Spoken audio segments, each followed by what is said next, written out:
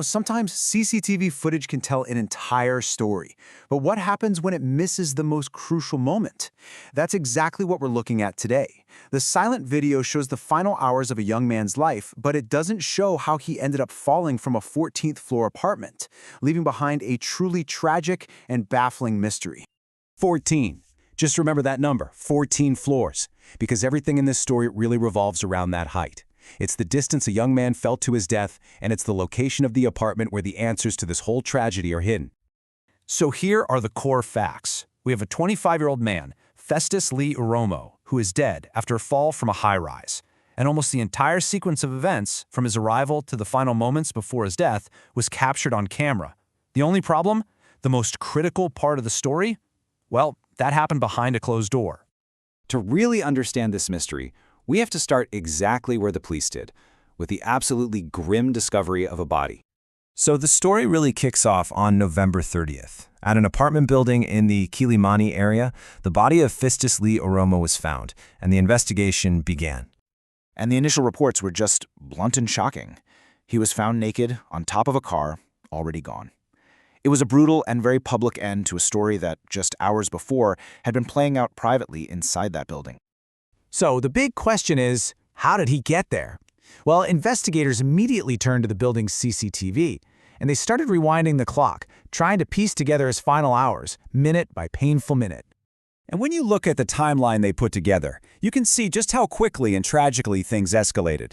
It all starts out normally on November 28th, but in the early hours of the 30th, things take a very dark turn, ending in a fatal fall just about 40 minutes after the last visible confrontation. Let's go back 2 days. The footage shows a totally normal arrival. You see Festus Oromo and his girlfriend, Lilian Mora, checking into their 14th floor apartment with their suitcases.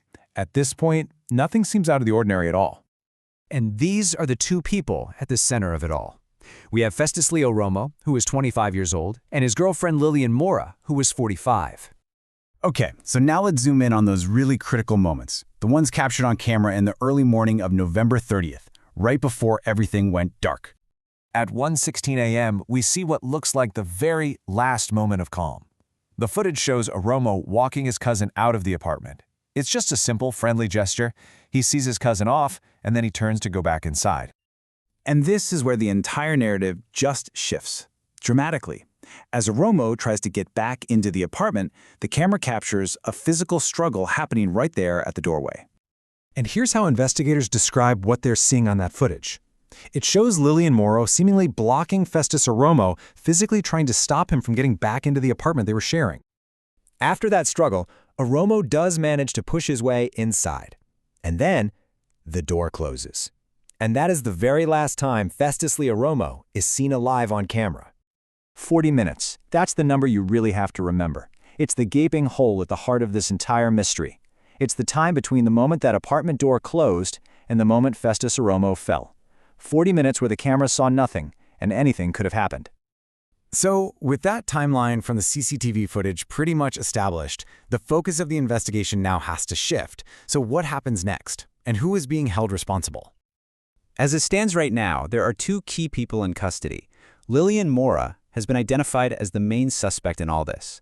And Oromo's cousin, the last person to see him in that calm moment, is also being held by the police. And a court has basically given detectives some time to work. They've ordered both Lilian Mora and Oromo's cousin to be held in custody for 14 days, all while the investigation continues, to try and figure out what happened in those 40 minutes. And inside the apartment, detectives found a few details that just add another layer of tragedy to this whole story. They learned that the couple had apparently met on a dating app. And get this, they found a bouquet of flowers, which were meant for a celebration of their 2-year anniversary. And so, we're left with this one haunting question. The cameras show us pretty much everything, except for the one thing that actually matters. The truth of what happened in those 40 minutes. The argument, the final struggle, and the events that led to a fatal fall. All of that remains locked away, behind that closed apartment door.